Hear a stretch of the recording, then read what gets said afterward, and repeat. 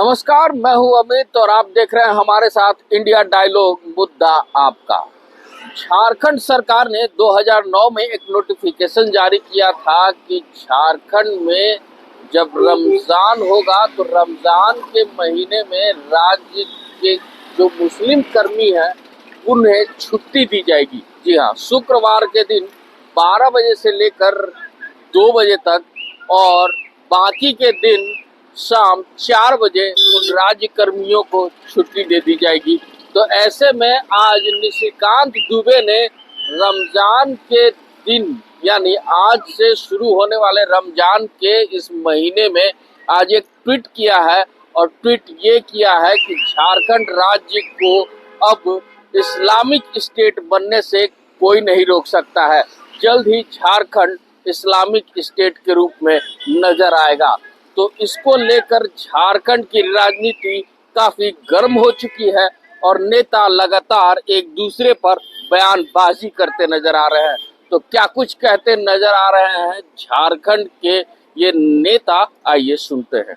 माननीय सांसद दिमागी रूप से पूरी तरह विचलित हो गए हैं, विक्षिप्त हो गए हैं। जिस प्रकार झारखंड की जनता ने जनादेश दिया है, उस जनादेश का इतना बड़ा प्रभाव भारतीय जनता पार्टी के यहाँ के नेताओं पर पड़ा है कि माननीय न्यायालय के हस्तक्षेप के बाद भी अपना विधायक दल का नेता नहीं चुन पा रहे हैं, मुद्दा से भटक रहे हैं। क्योंकि महागठबंधन की सरकार ने तमाम मुद्दों को, तमाम योजनाओं को धरातल पे उतार दिया है और भारत धर्मनिरपेक्ष देश है।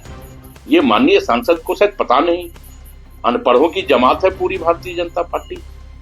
हर धर्म का इस देश में इज्जत है और यही धर्मनिरपेक्षता है कि हम हर धर्म को समान भाव से देखें, समान भाव हर धर्म के साथ इख्तियार करें।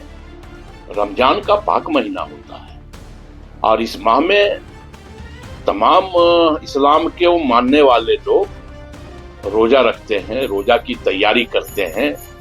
तो अगर उसके लिए 4 बजे अगर छुट्टी दे दी जाती है तो इसमें क्या गलत है? ये अन्य राज्यों में भी है। हमें यह लगता है कि अब निशिकांत दुबे के पास कुछ बचा नहीं है। मंत्री बनने का ख्वाब देख रहे थे, आयातित नेताओं को देश के प्रधानमंत्री ने इस राज्य से मंत्री बना दिया। बेचारे अब बोल बोल करके प्रधानमंत्री के निगाहों में अपनी जगह बनाना चाहते हैं, तो बना लें वो जगह, लेकिन राज्य को धर्मनिरपेक्ष रहने दें, देश को धर्मनिरपेक्ष रहने दें। अपने स्वार्थ के वशीभूत देश की धर्मनिरपेक्षता पर कुठाराघात न करें, प्रहार न करें। क्योंकि ये भारतीय जनता पार्टी है, लोकतंत्र को नहीं मानती, संविधान को नहीं मानती। अब धर्मनिरपेक्षता पर भी इनका प्रश्न खड़ा है। तो हमें लगता है कि जनता ने इसका माकूल जवाब दे दिया है, लोकसभा के चुनावों में भी और झारखंड के चुनावों में भी।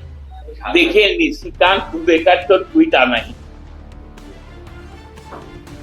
अब ये तो सुधर जाए लोग। बांग्लादेशी घुसपैठी करते करते तो पूरा संस्थान परिणाम साफ हो। अरे आज से रमजान का पवित्र महीना शुरू हुआ है। इस राज्य के लिए, इस देश के लिए लोग दुआ करेंगे। कुंभ अभी बीता है, हमारा प्रकृति का पर्व सरूल रामनवमी आने वाला है। इतना ऑस्पिशियस, उसके बाद कई भाषाओं का नववर्ष शुरू होने वाला है। इतना सुखद क्षण में इस प्रकार का, जैसे हम लोग बोलते हैं ना कि खीर बना के एक बूंद किरासन तेल मिला, निशिकांत दुबे किरासन तेल। हर अच्छा चीज में उनकी गंदगी आ जाती। देखिए, मुझे ऐसा लगता है कि जो महागठबंधन की सरकार है वो झारखंड में सरिया लॉ लाने वाली है। और इसी का ये परिणाम है कि इस तरह की पॉलिसी सरकार बना रही है। एक तरफ हम यूनिफॉर्म सिविल कोड की तरफ जा रहे हैं और दूसरी तरफ विभिन्न धर्म के आधार पर कर्मचारियों को छुट्टी देने की, पेंशन देने की बात ये सरकार कर रही है। ये प्योर एंड प्योर पॉलिटिक्स है। जब का ये मुद्दा था वो 2009 था, आज 2024 है। मुद्दे अलग हैं, समस्याएं अलग हैं, सिचुएशन अलग है। बांग्लादेशी घुसपैठिए आज झारखंड में पैर पसार के बैठे हैं, बावजूद इसके सरकार कोई काम प्रोएक्टिव उस दिशा में नहीं कर रही है और सरकार सिर्फ कर्मचारियों को धर्म के आधार पर छुट्टी देने की बात कर रही है। तो मुझे ऐसा लगता है कि कुछ ही दिनों में, बहुत दिन की बात भी नहीं है, सरकार वोट के लिए सरिया कानून भी झारखंड में लागू कर देगी। ये बहुत बड़ा आश्चर्य का भी बात है कि रविवार सरकार में इम्प्लीमेंटेशन हुआ नहीं था। ये अधिसूचना है, कोई कानून नहीं है, ये अधिसूचना है। और जब सरकार आती है तो अधिसूचना पूर्व की होगी, वो लागू कर देगी। तो जब अधिसूचना लागू ही नहीं हुई रघुवर दास की सरकार में, तो ये सवाल ही नहीं फिर उठता है कि ये क्यों नहीं हटा। ये तो अधिसूचना है, एज एंड व्हेन कभी भी आ सकता है और किसी भी परिस्थिति में आ सकता है। आज भी लागू है या नहीं? ये सरकार चाहेगी, वही मैं बोल रहा हूँ, सरकार चाहेगी तो सरिया लॉ भी ले आएगी। यहाँ पर सरकार की नीयत और नीति पे ये डिपेंड करता है कि सरकार इस दिशा प्रदेश को किस डायरेक्शन में डालना चाहती है। सरकार चाहे तो यहाँ सरिया लॉ ले आए, सरकार चाहे तो ऐसी अधिसूचना को फिर से इम्प्लीमेंट कर ले। ये pure and pure vote bank की पॉलिटिक्स है, अपीजमेंट की पॉलिटिक्स है। मेजॉरिटी को आप दरकिनार करके माइनॉरिटी की तुष्टीकरण की राजनीति जो ये सरकार कर रही है, ये कहीं ना कहीं आत्मघाती साबित है। अन्य सांसद निशिकांत दुबे जी ने गलत नहीं कहा है। आपने पहले भी देखा होगा कि विधानसभा में जुमे की नमाज पढ़ने के लिए कच्छ आवंटित कर दिया गया। अरे भैया, तो उसी के लिए कच्छ क्यों आवंटित कर रही हो? हिंदुओं के लिए बजरंगबली मंगलवार के दिन बजरंगबली का वो ये करेंगे, हनुमान चालीसा पढ़ेंगे, उसके लिए भी कच्छ आवंटित करना चाहिए। आप शहर के अंदर ही देखिए, अभी देखिए ये लोग एक अभियान चलाए हुए, क्या भाई अतिक्रमण हटा, ये हिंदू वाले क्षेत्र में अतिक्रमण हटा रहे हैं, ये पुरुषार्थी बन जाते हैं और एक समुदाय विशेष के क्षेत्र के लिए ये शिखंडी बन जाते हैं। ऐसे ही तो चल रहा है। इसलिए निशिकांत दुबे जी ने कहा तो गलत नहीं कहा है। लगता है कि जैसे इस राज्य में आप देखिए ना, मुखिया के चुनाव के समय पाकिस्तान जिंदाबाद लोगों ने लगाया, क्या कार्रवाई हुई। तो यहाँ तो खुलेआम ये सब जिहादी लोग है। ये जिहादी लोगों का वोट लेना है कांग्रेस को, जेएमएम को, राजद को। इसीलिए मैं तो कहा सदन के अंदर कि भाई दाढ़ी कितना साल लगेगा, मैंने तो कहा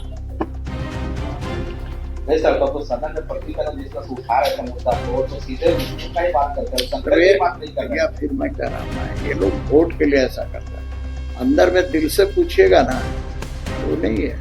लेकिन मैं जानता हूँ, मेरा तो बात होता है अलग से भी, उधर क्या करेंगे, पार्टी का हमारा यही रीति है, करेगा ये कांग्रेस, राजद, जेएमएम, ये सब एक ही थैली के अरे भैया कोई पुराना नहीं, क्यों? देखिए ये सब सारे के सारे कांग्रेसी जेएमएम एक ही थैली के चट्टे बट्टे। तो देखा आपने कि निशिकांत दुबे के आज के ट्वीट पर कैसे एक तरफ सत्ता पक्ष तो दूसरी तरफ विपक्ष, यानी भारतीय जनता पार्टी के नेता और सत्ता पक्ष में इंडिया गठबंधन के कांग्रेस और झारखंड मुक्ति मोर्चा के नेता क्या कुछ कहते नजर आ रहे हैं, एक दूसरे पर आरोप और प्रत्यारोप लगाते नजर आ रहे हैं।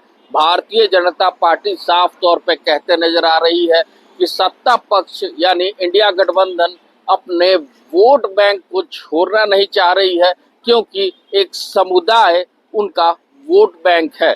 तो ऐसे में अब सत्ता पक्ष भी लगातार भारतीय जनता पार्टी पे अपना ठेकरा फोड़ते नजर आ रही है और कहते नजर आ रही है कि जिस तरह से लोकसभा चुनाव में और झारखंड के विधानसभा चुनाव में विपक्ष यानी भारतीय जनता पार्टी एनडीए को हार का सामना करना पड़ा है, इनसे भी इनको चेत जाना चाहिए।